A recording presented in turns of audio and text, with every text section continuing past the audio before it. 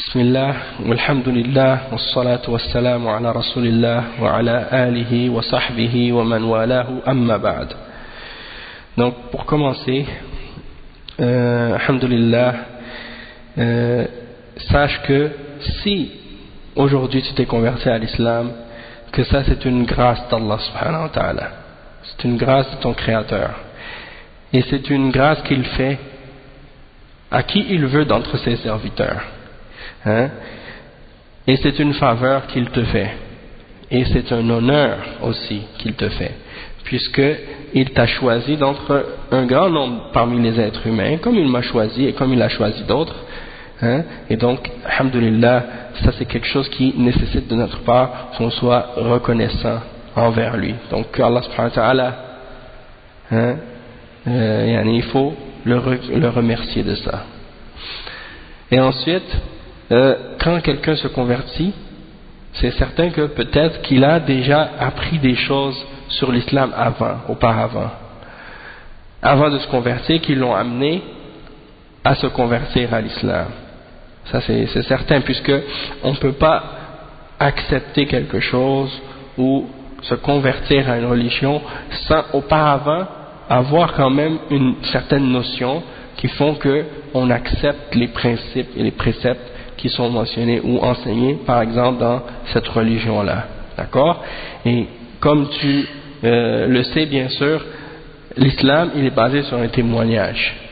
C'est-à-dire pour devenir musulman, chacun d'entre nous, quand on se convertit, on doit témoigner, dire une phrase, on déclare en disant en arabe « Ashhadu an la ilaha illallah wa ashhadu anna Muhammadan Rasulullah » c'est-à-dire je déclare et je témoigne que rien ne mérite d'être adoré excepté Allah, et je témoigne et je déclare que Muhammad est le messager d'Allah.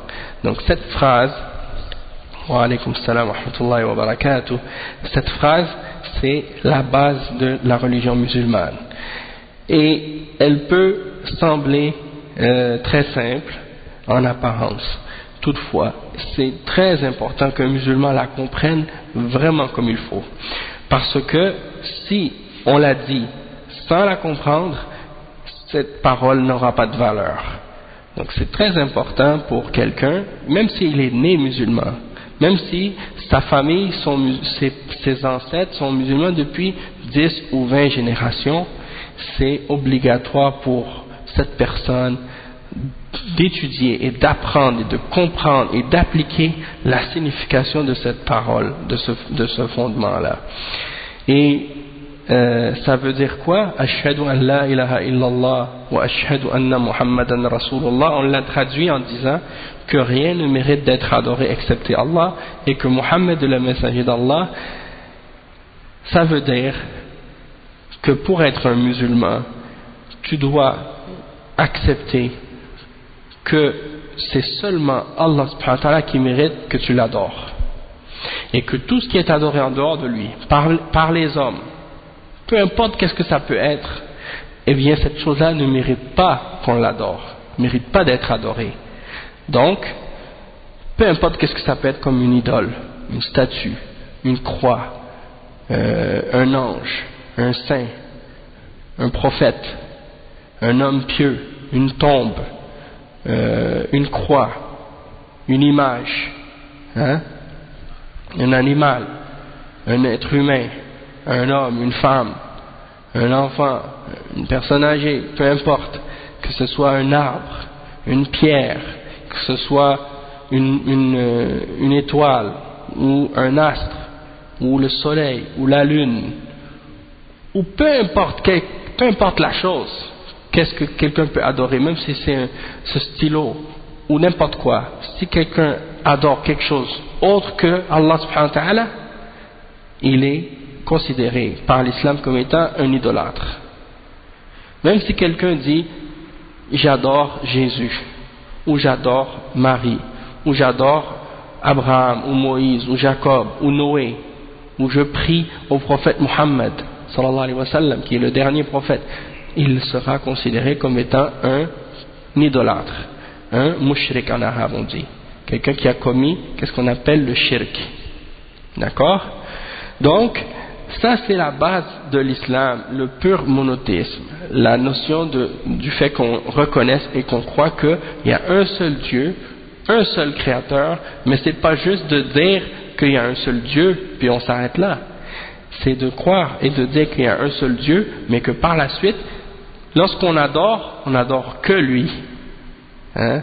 Parce qu'il y a des, comme tu le sais, je ne sais pas si auparavant tu étais chrétien. Oui, bon, moi aussi, avant j'étais chrétien. Mais dans le christianisme, on nous dit il y a un seul Dieu. Hein? Sauf que quand tu vas à l'église, tu vois les croix, tu vois les statues, tu vois les images, tu vois les icônes, tu vois des gens qui se mettent à genoux devant ces choses-là et qui prient à ces créatures-là. Hein? Donc, on dit on croit à un Dieu unique, mais après on adore d'autres avec Dieu. Ou bien des tombes. Des gens vont faire des pèlerinages à ces tombes-là. Quand ils savent que quelqu'un était un saint, par exemple, hein, eh bien, ils vont désigner, par exemple, une date spécifique de l'année où ils vont visiter la tombe d'un de ces saints-là pour demander une guérison, demander un miracle ou des choses de ce genre. Hein. Et comme par exemple, il n'y a pas longtemps, ils ont canonisé, l'Église catholique a canonisé le frère André. Ils l'ont maintenant considéré comme étant un saint maintenant. Et même avant qu'il soit désigné comme étant un saint, beaucoup de gens considéraient que c'était un saint même avant ça, et ils allaient à sa tombe elle est en dedans de l'oratoire, c'est-à-dire en dedans de l'église. Et les gens de toutes les religions, même des hindous, des bouddhistes, même des gens qui sont pas chrétiens, ils vont à sa tombe pour demander des guérisons ou demander des faveurs. Ça c'est de l'idolâtrie, ça. Hein? Mais pour les chrétiens, eux c'est correct. Ils considèrent que c'est pas de l'idolâtrie. Est-ce que Jésus a enseigné aux chrétiens de faire ça? De prendre des morts et des tombes et de leur demander de les guérir ou de les aider ou de les guider? Non. Aucun prophète n'a jamais demandé ça. Hein? Et dans la Bible, on voit tout ce qui vient condamner ceux qui font ces choses-là. Le premier des commandements dans l'Ancien Testament, c'est quoi? Un seul Dieu tu adoreras. Hein? Et tu ne feras aucune représentation, ni sculptée, ni gravée, de ce qui est dans les cieux, sur la terre ou dans la mer. Ça c'est écrit mot pour mot dans les 10 commandements, dans Lévitique et dans Deutéronome dans l'Ancien Testament. Mais les catholiques, ils cachent ces choses-là. Hein? Malheureusement. Et les protestants, c'est la même chose. Hein? Ils prient à Jésus. Jésus, c'est un être humain. Hein? Même si on dit que c'est un prophète de Dieu. Hein? Même si on dit qu'il est né de manière miraculeuse. Il n'avait pas de père. Hein? Mais ça ne veut pas dire qu'il mérite d'être adoré. Ça ne veut pas dire non plus qu'il est fils de Dieu. Dans le sens que Dieu l'aurait eu avec une femme, ou qu'il avait une épouse, et qu'il a eu avec cette femme un petit bébé, comme dans la mythologie grecque, où ils ont l'idée qu'il y a plein de dieux, puis que ces dieux-là ont des enfants avec des femmes de la terre. Hein? Puis, quand ils ont un bébé avec une femme humaine, ça devient un demi-dieu. Hein? Et quand il y a un homme qui devient un héros ou un grand guerrier, ils disent lui c'est le fils de tel dieu, hein? Il a eu avec telle chose. Ça c'est dans les mythologies des idolâtres. Hein? Mais dans l'islam, dans la religion des prophètes d'Allah, il n'y a pas ça. Hein? Allah subhanahu wa ta'ala, hein? Il est unique et il ne se mélange pas avec sa création et il ne se reproduit pas comme les animaux, hein? De cette façon-là. Il n'est pas engendré et il n'a pas été engendré. Il n'engendre pas, il n'a pas été engendré. Comme Allah il le dit dans Surat Al-Ikhlas, Lam yalid wa lam yulad wa lam yakun lahu kufuwan ahad. Et il n'y a rien qui lui ressemble. Hein? Donc, ça c'est pour bien comprendre la notion d'unicité d'Allah. Parce que c'est pas juste de dire avec la bouche ou de croire, de dire Dieu est unique. Le tawhid c'est pas ça seulement. C'est bien entendu de dire ça, mais en plus de rejeter et de renier tout ce qui est adoré en dehors d'Allah subhanahu wa ta'ala. Donc, pourquoi on met beaucoup d'importance sur ce point-là? Parce que tous les prophètes d'Allah qui ont été envoyés aux hommes, depuis Noé jusqu'à Muhammad sallallahu alayhi wa sallam, ils ont tous débuté leur travail ou leur appel par ce point-là, par cette explication-là, que Allah est le seul qui mérite d'être adoré et qu'il faut renier et rejeter tout ce qui est adoré en dehors de lui. Parce que aujourd'hui, parmi les musulmans et dans les pays musulmans, il y a des gens qui disent La ilaha illallah, Muhammadur Rasulullah, et puis qui vont adorer des tombes, et qui vont adorer des saints, et qui vont adorer des morts, et qui vont aller demander à leur tombe pour se faire guérir, ou qui vont leur offrir des offrandes, qui vont égorger des animaux sur leur tombe, ou qui vont faire des tours autour de la tombe pour honorer ces tombes-là. Tout ça, c'est des exemples d'idolâtrie et de shirk. Pourtant, ces gens-là disent jour et nuit, rien ne mérite d'être adoré excepté Allah, et Muhammad est le messager d'Allah, et ils font tout le contraire de ce que signifie cette parole. Ça veut dire que toi, tu te convertis à l'islam, tu acceptes la notion d'unicité d'Allah, puis tu rentres dans l'islam et tu trouves à l'intérieur de ceux qui se disent musulmans des gens qui font le contraire de ce que l'islam est venu enseigner. Donc il faut faire attention. Il faut savoir que c'est pas tout ce que tu vas voir qu'un musulman est en train, ou quelqu'un qui se dit musulman est en train de faire, que ça veut dire que c'est en accord avec l'islam. D'accord? Donc c'est pour cette raison-là que c'est très important, depuis le début de ta conversion en islam, d'être sincère envers Allah, d'être sincère envers toi-même, de lire et de chercher à connaître le mieux ta religion. En lisant le Coran, il faut savoir qu'est-ce qui est écrit dedans, crois-le ou crois-le pas, mais il y a des gens qui sont nés dans les familles musulmanes, qui ont aujourd'hui peut-être 30, 40 ans ou plus, qui n'ont jamais lu le Coran au complet du début jusqu'à la fin. Comme chez les chrétiens. Les chrétiens, tu vas demander à un chrétien, est-ce que tu as déjà lu la Bible? C'est beau s'il l'a ouvert, même une fois dans sa vie. Mais si tu lui demandes, est-ce que tu l'as lu du début jusqu'à la fin, pour en trouver un comme ça, peut-être tu vas trouver un sur 100 000 qui a lu la Bible du début jusqu'à la fin. Parmi les musulmans aujourd'hui, il y en a qui sont comme ça aussi. Ça c'est l'ignorance et c'est la négligence et le manque de foi et beaucoup d'autres choses comme ça. Donc ça veut dire que maintenant Allah il t'a choisi toi pour entrer dans cette religion là. Ne sois pas juste un suiveur qui va juste faire qu'est-ce que les autres lui disent. Cherche ta religion, essaie de la prendre de ses sources, c'est-à-dire du Coran et des paroles authentiques du prophète Muhammad sallallahu alayhi wa sallam. Et t'es chanceux aujourd'hui, alhamdulillah, parce que il y a beaucoup de livres maintenant qui sont disponibles en français, alors que il y a peut-être 10 ans en arrière ou 20 ans en arrière c'était plus difficile d'en trouver. Aujourd'hui il y a un plus grand choix. Encore là il faut toujours faire preuve disons il faut être prudent et pas prendre tout. Il faut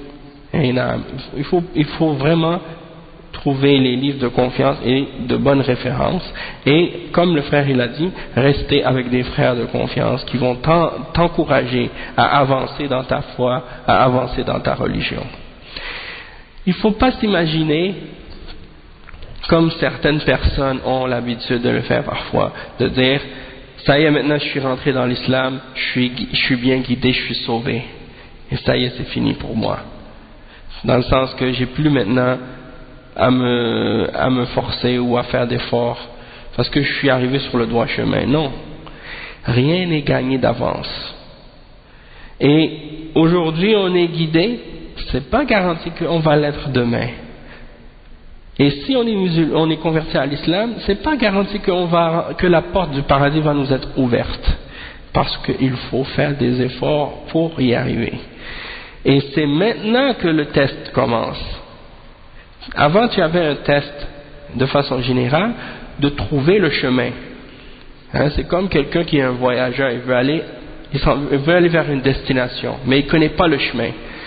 La première chose qu'il doit faire pour arriver à destination, c'est de trouver son chemin, parce qu'il y a des milliers de chemins. Puis si tu prends n'importe quel, tu risques de ne pas arriver. Là maintenant, toi, tu as trouvé le chemin pour arriver à destination. Donc c'est déjà le premier pas dans ton voyage. Mais une fois que tu es arrivé sur ce chemin-là, il y a beaucoup de pièges, il y a beaucoup d'embûches, il y a beaucoup d'obstacles, il y a beaucoup d'autres chemins qui viennent parfois essayer de te faire sortir. Hein? Des gens qui vont dire il y a un raccourci à gauche, il y a un raccourci à droite, hein? Viens avec nous, viens avec là. Hein? C'est maintenant que là tu dois faire preuve de vraiment beaucoup de patience, beaucoup d'efforts et beaucoup d'endurance pour rester sur ce chemin-là. Et il y a aussi des tentations. Il y a des choses qui vont venir te tenter parmi les péchés, parmi les interdictions pour te faire glisser. Hein, et te ralentir, hein, peut-être pas te faire sortir complètement du chemin, mais te faire ralentir sur ton chemin, parce que sur ce chemin, il y a des gens qui vont pas à la même vitesse. Il y en a qui sont vraiment sur ce chemin, puis qui se cramponnent solidement, puis qui avancent avec fermeté, certitude, connaissance, conviction, hein, et ils avancent tout droit sur le Coran et la Sunna, c'est-à-dire suivre le Coran et l'exemple du prophète Mohammed sallallahu alayhi wa sallam, la Sunna, donc ils avancent là-dessus. Il y en a d'autres qui avancent, mais parfois ils marchent lentement. Il y en a qui vont à la vitesse du cheval, hein? Il y en a qui vont comme l'éclair, il y en a d'autres qui vont marcher, il y en a d'autres qui vont ramper, hein? Mais ils avancent tous sur le droit chemin. Mais toi, essaie de garder un rythme, t'éloigner des péchés, t'éloigner des doutes, t'éloigner des ambiguïtés, et ça se fait en cherchant la connaissance de ta religion. Le prophète sallallahu alayhi wa sallam a dit: Man salaka tariqan yaltamisu bihi ilman, sahhala Allahu lahu bihi tariqan ila al-jannah. C'est-à-dire, celui qui va prendre un chemin dans lequel il va chercher la science, eh bien Allah va lui faciliter un chemin vers le paradis par cela. Donc le chemin de la science, de l'islam, c'est un des chemins qui te facilite l'arrivée au paradis. Si tu n'as pas de science, tu ne peux pas arriver, c'est impossible. Donc il faut étudier ta religion, il faut apprendre ta religion. Donc ça c'est certains conseils que je te donne à ce sujet-là. Donc pour revenir à ce qu'on disait par rapport à l'unicité d'Allah, c'est de comprendre donc que l'islam c'est la religion du tawhid, de l'unicité d'Allah. C'est pas seulement le prophète Mohammed sallallahu alayhi wa sallam qui a enseigné ça. Tous les messagers d'Allah, tous les prophètes ont enseigné ça. Et c'est la base de la da'wah de tous les prophètes. C'est pour ça qu'on dit que tous les prophètes sont des musulmans. Tous les prophètes, depuis Noé, en passant par tous les autres, Abraham, Moïse, hein, Salomon, David, Jacob, Isaac, hein, jusqu'à Jésus et Mohammed alayhi wa sallam, que la paix et le salut d'Allah soient sur eux tous, ils ont tous enseigné la même religion qui est la soumission à Allah et le tawhid, c'est-à-dire l'adoration d'Allah seul et le rejet de tout ce qui est adoré en dehors d'Allah. Il n'y a pas un messager qui a appelé à quelque chose d'autre que ça. D'accord? Donc, c'est pas comme certains ils le disent par exemple, ou certains parmi les gens ils pensent que chaque prophète vient avec une religion différente. Moïse vient avec le judaïsme, Jésus vient avec le christianisme, Mohammed sallallahu alayhi wa sallam vient avec l'islam. Non, Moïse il vient avec l'islam et Jésus vient avec l'islam et Mohammed sallallahu alayhi wa sallam vient avec l'islam. Pourquoi ces autres messagers là on leur attribue autre que l'islam aujourd'hui? C'est parce que les gens après la mort de ces prophètes ont déformé le vrai message que ces prophètes-là ont enseigné. Donc déjà à la base, Moïse, il n'a jamais dit ma religion c'est le judaïsme, soyez des juifs. Et si tu regardes dans la Bible, tu vas trouver ça nulle part. Judaïsme, Moïse il n'a pas dit soyez des juifs, soyez votre religion, que ce soit le judaïsme. Non, il a dit croyez en Dieu, adorez-le lui seul et respectez ses ordres et respectez mes commandements. Si vous suivez ça, vous êtes sur le droit chemin. Et ça, c'est l'islam. Jésus, c'est la même chose. Jésus, alayhi salam, nous on l'appelle en arabe Isa. On dit que la paix et le salut d'Allah soit sur lui. Il n'a jamais enseigné autre chose que l'islam. Il n'a jamais dit aux gens, soyez des chrétiens. Même le mot chrétien, il n'existe même pas dans sa bouche. On n'a jamais, même dans la Bible, on ne retrouve pas ce mot-là sortant de sa bouche. Christianisme, c'est un mot qui vient du grec, qui est venu bien longtemps après. Il n'existait pas à l'époque de Jésus dans la bouche de Isa alayhi salam. Donc la religion de Isa alayhi salam, c'est quoi? C'est de croire en Allah seul et de rien lui associer. Il n'a jamais dit aux hommes, je suis Dieu, c'est moi le fils de Dieu, adorez-moi, priez-moi, priez une croix, c'est ça qui va vous sauver. Il n'a jamais dit ça. Et même une fois un homme est venu voir Jésus, il lui a dit, bon maître, que dois-je faire pour avoir la vie éternelle? Il lui a répondu, il lui a dit, ne m'appelle pas bon, car seul Dieu est bon. Donc il dit clairement qu'il n'est pas Dieu. Et une fois, quelqu'un lui a demandé, quand est-ce que va venir l'heure du jugement? Comme on a lu dans le hadith de Jibril tout à l'heure, il demande quand est-ce que va être l'heure. Il a dit, personne ne sait l'heure. Et bien, Isa alayhi salam, il a répondu la même chose que tous les prophètes ont dit à ce sujet-là. Personne ne connaît l'heure. Donc, il a dit dans ce cas-là, et personne ne sait l'heure, et il a rajouté, il a dit, ni les anges dans le ciel, ni le Fils, seul Dieu connaît l'heure. Donc ça veut dire qu'il n'y a personne qui connaît l'heure du jugement dernier. La notion de Trinité chez les chrétiens, que ce soit catholiques ou protestants, c'est l'idée que Dieu le Père, Dieu le Fils, Dieu le Saint-Esprit, ces trois-là forment un seul. Ça c'est l'idée que les chrétiens, catholiques, protestants, ils ont à propos de Dieu. Qu'il y a trois dieux, mais qu'ils forment un seul. C'est trois personnes en un. Donc si on regarde cette chose-là de façon logique, et qu'on dit comment ça se fait que maintenant on dit vous dites Dieu le Père, Dieu le Fils, Dieu le Saint-Esprit, vous dites le Fils il sait pas l'heure mais le Père il le sait. Comment est-ce possible? Si les trois sont un, les trois doivent savoir tout, les trois doivent être omniscients. Ça c'est une contradiction, donc ça c'est un exemple. Mais les chrétiens bien entendu ils sont habitués à ça. Ils ont inventé ou ils essaient de répondre à ça en ramenant des absurdités, en disant que Jésus il avait une double personnalité. Il avait une personnalité divine puis une personnalité humaine. Puis quand il dit qu'il ne sait pas quelque chose, c'est parce qu'il parle de sa personnalité humaine, puis des fois il parle de sa personnalité divine. Donc ils essaient de jouer de cette façon-là avec cette question-là, mais il tombe bien entendu dans la contradiction, puisque Allah subhanahu wa ta'ala c'est le créateur de l'univers, et on sait très bien que Jésus c'est pas le créateur de l'univers, c'est un être humain, il est né d'une femme, et si tu dis que parce qu'il n'a pas eu de père, ça fait de lui un fils de Dieu, ou un être suprême, ou un Dieu, et bien dans ce cas-là, qu'est-ce que tu dis de Adam? Qu'est-ce que tu dis de Ève? Adam il n'avait pas de père ni mère, donc il devrait être encore plus divin si c'est sur ce critère-là que tu te bases pour dire qu'il est divin, et Ève aussi il n'a pas de père ni mère, donc ça c'est pour bien comprendre qu'il n'y a aucune raison pour laquelle on pourrait attribuer à une créature quelconque une divinité ou un lien de parenté avec Dieu. Qu'est-ce qui fait que quelqu'un peut avoir un lien de parenté avec un autre? Il faut qu'il y ait des liens de sang. Il faut qu'il y ait, comme les êtres humains par exemple, Quand tu as un enfant, cet enfant-là, il a un bagage génétique de ses parents.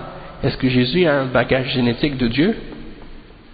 Ou bien Dieu l'a créé à partir de rien, dans le ventre d'une femme? Eh bien, Dieu l'a créé à partir de rien dans le ventre d'une femme, et ça c'est facile pour lui. Il a été capable de créer Adam à partir de la terre. Donc s'il est capable de créer Adam à partir de la terre, comment il ne pourrait pas créer un bébé dans le ventre d'une femme? Et c'est lui qui a créé l'univers, et l'univers est beaucoup plus grand que Jésus, beaucoup plus grand que Marie. Et il y a plein d'exemples comme ça. Donc ça c'est une réponse à ceux-là qui prétendent que Jésus c'est Dieu, ou le Fils de Dieu, ou des choses de ce genre. Hein? Et quand on prend le temps d'observer et d'analyser toutes ces choses-là, il y a beaucoup de clarifications qui viennent pour nous, pour un musulman. Que si un musulman, par exemple, il commet un péché, il n'a pas besoin d'aller se faire pardonner par un être humain, demander pardon à un prêtre, entrer dans la confesse pour dire au prêtre: Père, j'ai commis tel péché, pardonnez-moi.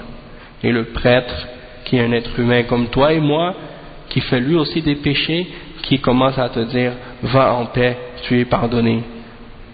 Qui lui donne le droit de pardonner, alors que c'est seulement Allah subhanahu wa ta'ala, le créateur, qui a le pouvoir de pardonner les hommes?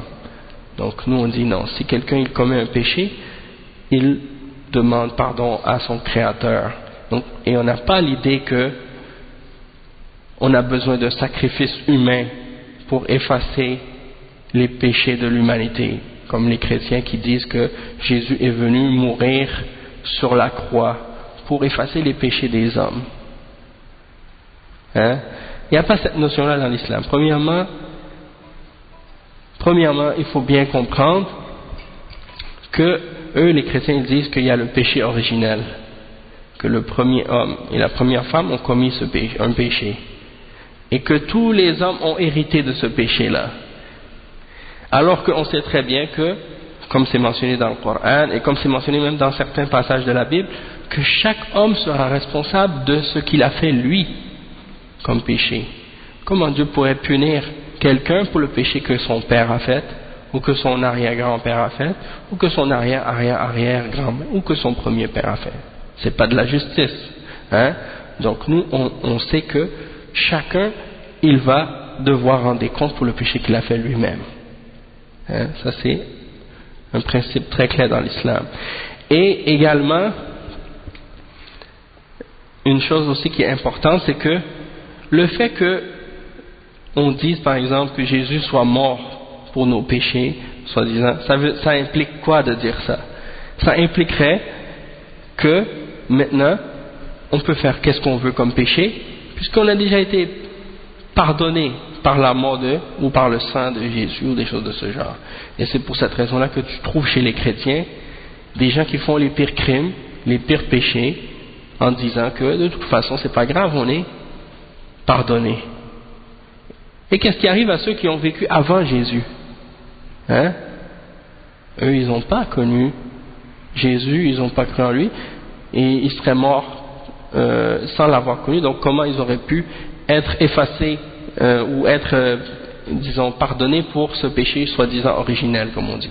Donc dans l'islam, il n'y a pas cette notion-là du tout. Hein? Et si quelqu'un commet un péché, qu'est-ce qu'il doit faire pour se repentir? Il doit demander pardon à Dieu.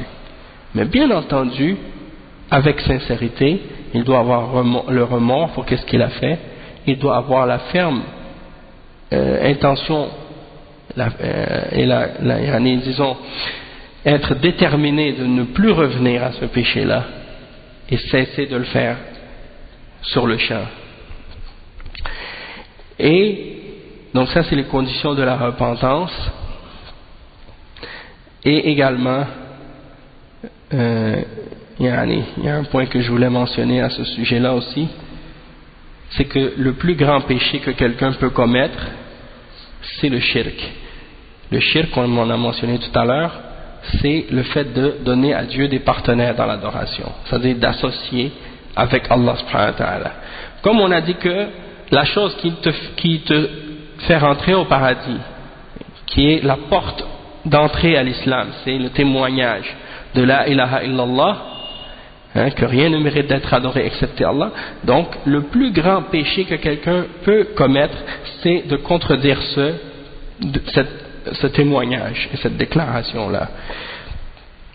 Donc tu dois donc savoir que si quelqu'un adore autre que Allah, il a commis le seul péché qui est impardonnable. Allah subhanahu wa ta'ala, Dieu il dit dans le Coran, Inna Allah la yaghfiru an yushraka bih wa yaghfiru ma duna dhalika liman yasha. Et il dit dans un autre verset, wa man yushrik billah fa innahu man yushrik billah faqad harrama Allahu alayhi al-jannah wa ma'wahu an-nar wa ma lil-zalimin min ansar. C'est-à-dire, le premier verset, ça dit, Allah subhanahu wa ta'ala dit dans ce premier verset-là, quiconque fait le shirk, quiconque fait ou donne à Allah un partenaire, barakallahu fik, quiconque donne à Allah subhanahu wa ta'ala un partenaire dans l'adoration, c'est-à-dire il donne à Allah des partenaires et des associés, comme par exemple on a dit chez les chrétiens. Les chrétiens ils disent pas il y a deux dieux, ils disent il y a un seul Dieu, et ils disent ce Dieu-là est trois en un. Donc ça c'est une forme de shirk, parce qu'il a associé avec Allah, ils associent avec Allah dans sa souveraineté. Mais en plus de ça, ils donnent à Allah des partenaires dans l'adoration parce qu'ils prennent entre eux et Allah des intermédiaires. Donc Allah subhanahu wa ta'ala, il veut pas qu'on lui donne des intermédiaires quand on l'adore. C'est-à-dire, il y a des gens qui disent, nous on est des pécheurs, on est faibles. Donc, si on prie à Dieu, Dieu il va pas nous écouter, il va pas nous entendre parce qu'on fait plein de péchés. Donc on va prier à des hommes qui sont très pieux et on va leur demander à eux de demander à Allah pour nous. Et eux ils disent que ça c'est pas de l'idolâtrie puisqu'on ne demande pas à une idole, on prie pas à une idole, on demande à un homme pieux. Nous on dit non, c'est la même chose. Que tu demandes à une idole ou à un homme pieux ou à un saint, c'est la même chose que si tu demandes à une idole. Puisque tu demandes à quelqu'un qui n'a aucun pouvoir et qui est mort, qui ne peut même pas t'entendre, et même s'il pouvait t'entendre, il ne pouvait rien faire pour toi, puisque lui-même, il est dans une situation où il a besoin de la miséricorde d'Allah. Donc, quand on dit, comme Allah il le dit, celui qui fait le shirk avec Allah, qui donne des partenaires avec Allah dans son adoration, qui prend des intermédiaires entre lui et Dieu pour se rapprocher de Dieu, alors il dit فلا يغفر منه ومن يشرك بالله فقد حرم الله عليه الجنة. Ça c'est le deuxième verset. Le premier verset c'est إن الله لا يغفر أن يشرك به ويغفر ما دون ذلك لمن يشاء. Allah il ne pardonne pas qu'on fasse le shirk avec lui, qu'on associe d'autres avec lui dans l'adoration, mais les autres péchés que le shirk il pardonne à qui il veut. C'est-à-dire un autre péché qui est moindre que le shirk, ça c'est soumis, ce péché-là il sera soumis à sa volonté. Celui qui est musulman, qui est croyant, qui n'a rien adoré d'autre que Allah, s'il meurt, celui-là il est sous la volonté d'Allah. Si Dieu veut, il peut lui pardonner et le faire entrer directement au paradis, comme l'exemple de la femme tout à l'heure qu'on a mentionné, qui a vu un chien assoiffé et qu'elle est descendue dans le puits pour l'abreuver. Allah lui a pardonné ses péchés, la prostitution, par cette bonne action-là qu'elle a faite. Pourquoi? Parce que c'est une femme qui était malgré tout croyante et qui n'adorait pas d'autre que Allah. Elle adorait Dieu seul. Elle n'a pas commis de shirk. Donc, elle était sous la volonté d'Allah. Allah pouvait la punir et la châtier comme il pouvait la pardonner. Tandis que celui qui meurt sur le shirk, c'est-à-dire il meurt mais il avait commis des actes d'idolâtrie en associant avec Dieu ou en prenant des intermédiaires entre lui et Dieu, celui-là il meurt mais il n'a aucun espoir de pardon et il sera dans l'enfer pour l'éternité. C'est ça que ça signifie. Tandis que celui qui est musulman, qui n'a pas commis le péché du shirk, qui n'a pas fait de shirk, qui n'a pas adoré d'autre qu'Allah, mais qui est mort avec des péchés, lui, il est sous la volonté d'Allah. Si Allah veut, il va lui pardonner, le faire rentrer au paradis. Sinon, il va le punir un certain temps en enfer par sa justice, mais il ne va pas demeurer éternellement en enfer. Pourquoi? Parce qu'il n'a pas commis de shirk. Le seul qui va rester éternellement en enfer, c'est celui qui a adoré d'autres avec Allah ou qui a pris des intermédiaires entre lui et Allah dans l'adoration. Mais celui qui a tué ou qui a volé ou qui a menti ou qui a fait d'autres grands péchés, lui, même s'il rentre en enfer, du moment qu'il n'a pas associé avec Allah, il n'a pas fait de shirk, il ne va pas rester éternellement en enfer. Il va rester brûlé un certain temps que seul Allah connaît, si Allah le punit dans l'enfer, mais il va sortir après un certain temps par la suite, et il va rentrer au paradis. Et il y a plein de preuves dans le Coran et dans la Sunna à ce sujet-là, du fait que Allah subhanahu wa ta'ala, il va dire, faites sortir de l'enfer toute personne qui a une graine de moutarde de foi, le poids d'une graine de moutarde de foi de l'enfer. Et on va faire sortir de l'enfer toute personne qui avait même juste une graine de moutarde de foi. Parce que ces gens-là sont des gens qui ont été des croyants qui n'ont rien associé avec Allah dans l'adoration. Même s'ils ont commis d'autres péchés, par la suite, ces péchés-là ont été purifiés par le feu.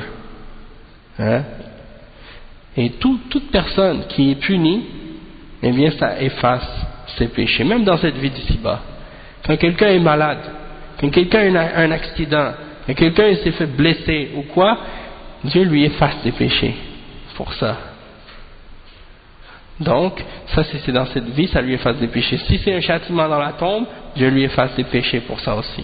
Et si c'est un châtiment dans l'enfer, s'il est croyant, il n'a pas fait de shirk, aussi Dieu lui efface des péchés pour ça. Jusqu'à ce qu'il soit pur et jusqu'à ce qu'il soit purifié et qu'il soit capable de rentrer au paradis. Parce que dans le paradis, c'est seulement les gens purs qui peuvent y rentrer.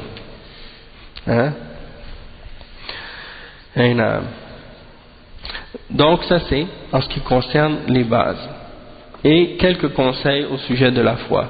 Bien entendu, il y a beaucoup de choses à apprendre, mais alhamdulillah, comme je te dis, il y a beaucoup de choses que tu pourras apprendre par toi-même, avec des livres, avec des audios que tu pourras écouter, ou bien aussi avec d'autres frères qui vont pouvoir te donner des conseils, des explications, des clarifications. Puis Inch'Allah, je te donnerai l'adresse de mon site où il y a des cours sur l'islam pour les débutants, comment faire la prière, comment faire la purification avant de prier, les règles de la purification, l'impureté majeure, l'impureté mineure, pour être capable d'appliquer la prière, parce que la prière c'est qu'est-ce qui distingue le musulman du non-musulman, et le prophète Muhammad sallallahu alayhi wa sallam a dit l'entente qu'il y a entre nous et eux, c'est la prière, c'est la salat. Donc celui qui l'abandonne, il a quitté la foi. Ça veut dire que celui qui est musulman, il doit faire ces 5 prières. Si tu vois des musulmans ou tu connais des musulmans à ton travail ou dans ton entourage qui négligent leurs prières ou qui font pas leurs prières ou qui les ramassent toutes à la fin de la journée quand ils rentrent chez eux, ça c'est contraire à l'islam. Le musulman, il fait ses prières, chaque prière en son temps, et il respecte ses prières parce que c'est sa relation avec son créateur. C'est très très très important. Donc ça, il faut l'apprendre dès maintenant, Inch'Allah. Puis après, chaque obligation par la suite, eh bien, ça va venir en son temps. Et tu vas y aller comme ça, graduellement. Donc la première chose, connaître bien ta croyance, connaître bien les fondements de ton islam, l'explication de la ilaha illallah et les piliers de la foi. Puis ensuite, l'explication des piliers de l'islam, la prière, comment la faire, le jeûne, la zakat, toutes ces choses-là, tu dois les apprendre lorsque c'est le temps de le faire. Puis, ensuite, connaître de façon générale qu'est-ce qui est permis, qu'est-ce qui est interdit, avec les preuves. Tout ça en te basant sur le Coran et sur la Sunna, et en évitant aussi les innovations, les choses que des gens ont inventées. Comme tu vois, par exemple, on a dit tout à l'heure que les chrétiens ont changé le message de Jésus, c'est devenu plein de sectes. Les chrétiens ont changé les juifs ont changé le message de Moïse, sont devenus en plusieurs sectes. eh bien, parmi les musulmans, il y en a qui ont essayé de changer le message du prophète Mohammed sallallahu alayhi wa sallam, ils sont devenus en plusieurs sectes. C'est pour cette raison-là qu'il faut toujours revenir au texte et revoir les choses selon leur source, pour être sûr que qu'est-ce que tu fais c'est correct, hein, et revenir aux références authentiques. Et plus tu fais des efforts dans cette voie, plus ton créateur va t'élever. Donc on va s'arrêter ici, Inch'Allah. Subhanakallahumma bihamdik, ashhadu an la ilaha illa ant, astaghfiruka wa atubu ilayk. Barakallahu fikum wa jazakumullahu khairan, wassalamu alaykum wa rahmatullahi wa barakatuh.